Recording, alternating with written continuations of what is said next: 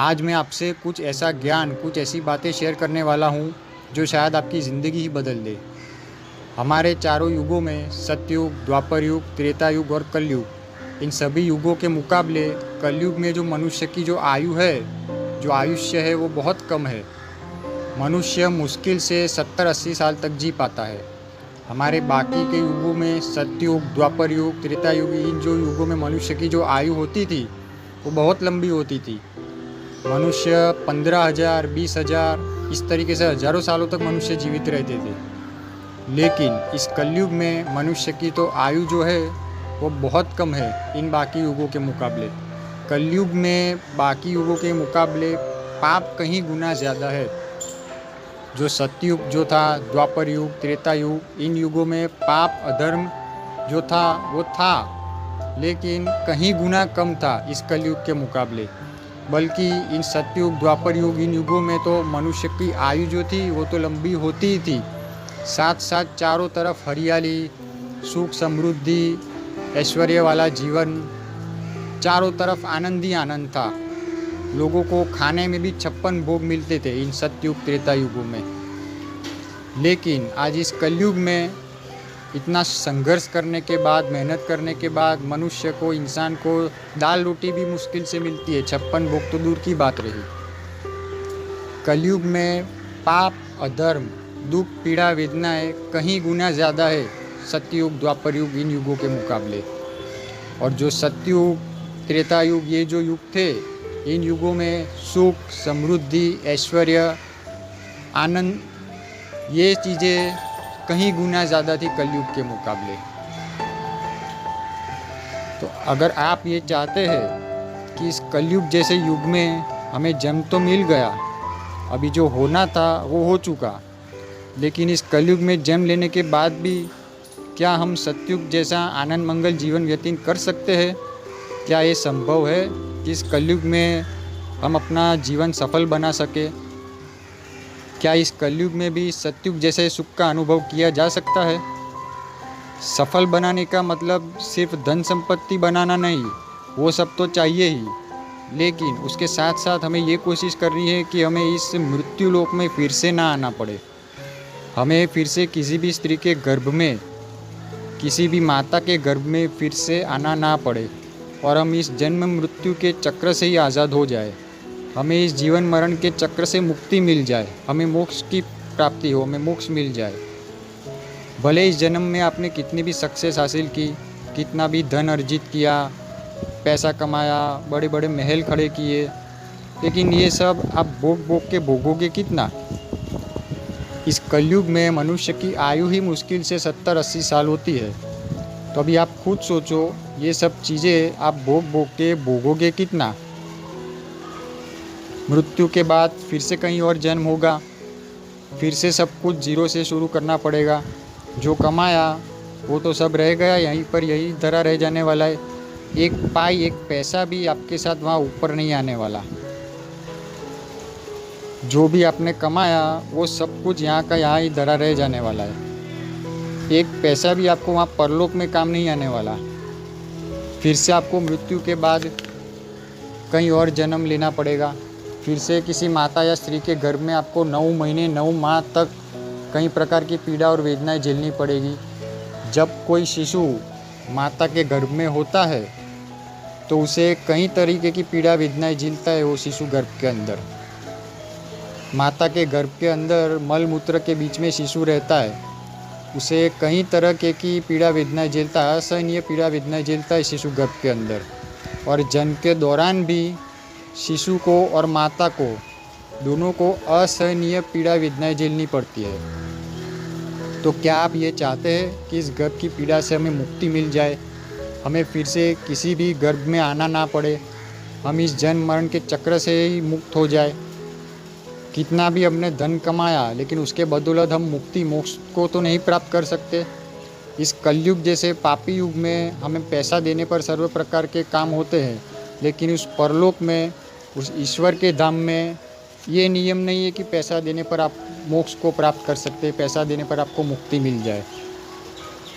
इस कलयुग जैसे पापी युग में, मृत्यु लोक में, जहाँ पर चारों तरफ पाप ही पाप है, आयु भी इतनी कम है, 100 तरह की बीमारियाँ, रोग, कष्ट, पीड़ा, वेदनाएं है। तो ऐसे युग में हमें फिर से आना ना पड़े, हमें मोक्ष प्रदान हो जाए, हम इस जन्म मरण के चक्र से, बंधन से हमें मुक्त हो जाए, हमें मृत्यु के पश्चात ईश्वर के परम धाम में हमें स्थान मिले, हमें इस गर्भ की पीड़ा से ही हम मुक्त हो जाए, हमें किसी की भी गर्भ में आना ना पड़े। तो क्या ये किया जा सकता है? क्या ऐसा हो सकता है? ये संभव है, बिल्कुल हो सकता है। भक्ति के माध्यम से ये बिल्कुल संभव है। भक्ति है हमें मुक्ति प्रदान करती है। भक्ति है जो हमें इस जन्म मरण के चक्र से आज़ादी दिला सकती है। भक्ति है जो हमें मोक्ष की तरफ ले जाती है। भक्ति से ही हम ये सारी चीज़ें कर सकते हैं। हम इस कलयुग जैसे पापी युग में हमें फिर से आना ना पड़े, और इस मृत्यु लोक में हमें फिर से आना ना पड़े, हमें मोक्ष की प्राप्ति हो जाए, हम इस कर्म बंधन जन्म मृत्यु के चक्र से ही आज़ाद हो जाए। अभी भक्ति का मतलब ये नहीं कि आप अपना कामकाज, घर संसार सब कुछ छोड़ छाड़ कर मंदिर में बैठ जाए, 24 घंटे भक्ति कीजिए। नहीं, सब कुछ करना है, अपना कामकाज करना है, अपना घर संसार, इस संसार का आनंद लेते लेते हुए भी हमें भक्ति करनी है, ताकि हम इस जीवन को भी सफल बना सके, और मृत्यु के बाद हम उस परलोक में स्थान मिले, हमें मोक्ष की प्राप्ति हो जाए। अगर सब कुछ छोड़ देंगे, कामकाज छोड़ देंगे, कामकाज करना छोड़कर सिर्फ 24 घंटे भक्ति करेंगे, तो इस जीवन में क्या प्राप्त करेंगे? हमें इस जीवन में भी विजय प्राप्त करनी है। हमें भोग और मोक्ष दोनों की प्राप्ति चाहिए। अगर कामकाज ही नहीं करेंगे तो धन कैसे अर्जित करेंगे? हम इस जीवन में क्या प्रगति करेंगे? हम खाएंगे क्या? हमें इस जन्म को भी सार्थक बनाना है, और इस जन्म में भी कुछ ऐसा कर जाना है कि इस जन्म मरण का चक्र से हम मुक्त हो जाए। हमें इस कलयुग का संपूर्ण लाभ लेना है। इस जन्म को हमें सार्थक बनाए। इस कलयुग में हमें जन्म मिला है तो इसका क्यों ना संपूर्ण लाभ लिया जाए। आपको जो भी भगवान पर, आप ईश्वर में जिसने भी आप मानते हो, उनकी आराधना कीजिए। जिन भी देवी देवता पर आपकी श्रद्धा हो, आप जो देवी देवता, जो भी ईश्वर आपको प्रिय हो, उनकी आप आराधना कीजिए, भक्ति कीजिए। अगर आप भगवान शिव पर आपकी ज़्यादा श्रद्धा हो, माँ भगवती पर आपकी श्रद्धा हो, तो आप शिव पुराण का पाठ कीजिए। और माँ भगवती ने, भगवान शिव ने ये बात खुद कही हुई है शिव पुराण में, कि जो भी मनुष्य अपने जीवन काल के दौरान शिव पुराण का पाठ करता है या शिव पुराण की संपूर्ण कथा सुनता है, तो उसे मृत्यु के पश्चात शिवगण लेने उसे आते हैं और उसे शिवलोक में स्थान मिलता है। वो इस जन्म मरण के चक्र से वो आज़ाद हो जाता है। उसे फिर से इस मृत्यु लोक में, इस संसार में आने की ज़रूरत नहीं पड़ती।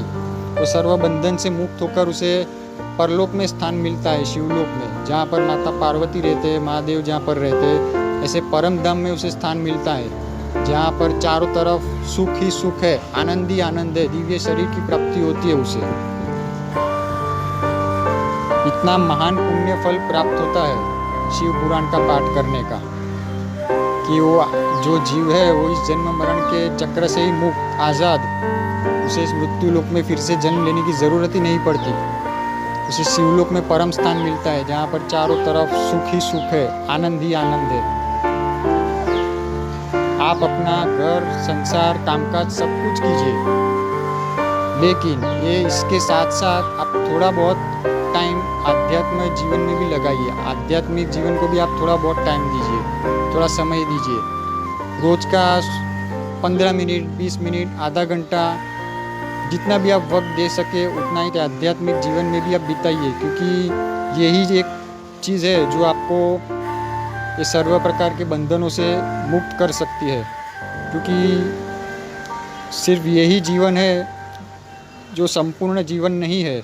हम ये जो लाइफ जी रहे हैं, ये हमारा संपूर्ण जीवन नहीं है। हमारे इसके पहले भी कहीं और जन्म हो चुके हैं, और इस जन्म के बाद भी हमारे कहीं और जन्म होंगे। तो अगर आप ये चाहते हैं कि हमें इस जन्म जन्मांतर की प्रक्रिया से हम मुक्त हो जाए, हमें इस मृत्यु लोक जैसे पापी लोक में, जहाँ पर चारों तरफ हर पाप ही पाप है, हर कोई अपने स्वार्थ के लिए जीता है, ऐसे पापी युग, ऐसे मृत्यु लोक में फिर से आना ना पड़े, तो भक्ति है जो आपको परम लोक में स्थान दिला सकती है। भक्ति के ही माध्यम से आप मुक्ति को हासिल कर सकते हैं। भक्ति आपके मुक्ति के मार्ग खोलती है। और रामायण महाभारत में कहीं पर भी ये नहीं लिखा गया है कि आप अपना घर संसार छोड़कर, कामकाज छोड़ छाड़ कर 24 घंटा भक्ति ही कीजिए। नहीं, इस जीवन का भी संपूर्ण आनंद लेना है। मौज मस्ती करते हुए, अपना कामकाज करते हुए हमें थोड़ा वक्त भक्ति में भी लगाना है, थोड़ा वक्त हमें इस आध्यात्मिक जीवन में भी लगाना है। और इस कलयुग में हमें जो जन्म मिला है, इस कलयुग के जन्म का संपूर्ण फ़ायदा लेना है।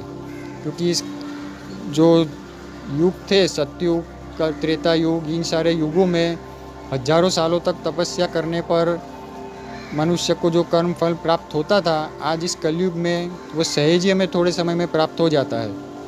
कलयुग में हजारों सालों तक तपस्या करने की ज़रूरत नहीं पड़ती। जो सतयुग थे, द्वापर युग था, इन युगों में मनुष्य हजारों सालों तक तपस्या करते थे, तब जाके उन्हें ईश्वर से वरदान प्राप्त होता था, उनकी मनोकामना पूर्ण होती थी। लेकिन आज कलयुग में मनुष्य की आयु ही मुश्किल से इतनी कम होती है, 70-80 साल तक मनुष्य जीवित रह पाता है, तो कहाँ से ये हजारों सालों तक तपस्या करेगा। तो इस कलयुग में हमें जो जन्म मिला है, उसका क्यों ना संपूर्ण लाभ लिया जाए। इस कलयुग में कुछ ही समय में हम वो पुण्य फल, वो मनोवांछित फल प्राप्त कर सकते हैं, जो बाकी के युगों में हजारों सालों तक तपस्या करने पर ईश्वर से प्राप्त होता था। खुद माता पार्वती ने भगवान शिव की हजारों सालों तक तपस्या की थी। हजारों सालों तक कड़ा तप किया था माता पार्वती ने भगवान शिव को पाने के लिए, तब जाके उन्हें भगवान शिव की प्राप्ति हुई। भगवान शिव जिनके जमाता थे राजा दक्ष, वो राजा दक्ष ने भी 3000 साल तक कड़ी तपस्या की थी माँ भगवती की, माता जगदम्बा की। तब जाके उन्हें वरदान प्राप्त हुआ कि मैं आपके वहाँ पर पुत्री के रूप में अवतरित होगी, मेरा नाम सती होगा। 3000 साल तक कड़ी तपस्या करने पर राजा दक्ष को वरदान प्राप्त हुआ था, सोचिए। तो आज हम मनुष्य की तो आयु ही इतनी कम होती है, तो जब इस कलयुग में कम आयु में भी हमें उतना पुण्य फल, कर्म फल प्राप्त सहज ही हो जाता है, जो उन युगों में लोगों को हजारों सालों तक तपस्या करने पर प्राप्त होता था। तो क्यों ना इस कलयुग का संपूर्ण लाभ लिया जाए। अगर हम बहुत पाप करेंगे तो भी इस युग में फिर से मृत्यु लोक में आना है, दुख वेदनाएं पीड़ाएं भोगने के लिए। और अगर बहुत पुण्य करेंगे तो भी समस्त प्रकार के सुखों को भोगने के लिए आना है। लेकिन सिर्फ एक भक्ति है जो हमें इन सब चीज़ों से आज़ाद करवा सकती है, हमें इस जन्म मरण के चक्र से मुक्त कर सकती है। इसलिए आज इस युग में हमें कोई ज़रूरत नहीं हजारों सालों तक तपस्या करने की। इस छोटी सी आयु वाले युग में क्यों ना इस कलयुग का संपूर्ण लाभ लिया जाए, कि इस अपने जन्म को हम सफल बनाए, कि इस जन्म में भी, इस युग में भी हमें विजय प्राप्त हो और मृत्यु के पश्चात भी हमें दिव्य शरीर की प्राप्ति हो। हमें इस मृत्यु लोक जैसे युग में फिर से आना ना पड़े, हमें परलोक में स्थान मिले। तो भक्ति है जिससे आप मुक्ति पा सकते हैं। भक्ति है जो हमें इस जन्म मरण के चक्र से आज़ादी दिला सकती है। भक्ति के माध्यम से हमें मोक्ष की प्राप्ति होती है। और भक्ति है जो हमें भवसागर से पार लगाती है। अगर वीडियो अच्छा लगा तो उसे लाइक एंड सब्सक्राइब ज़रूर कीजिए। मिलते हैं अगले वीडियो में। धन्यवाद।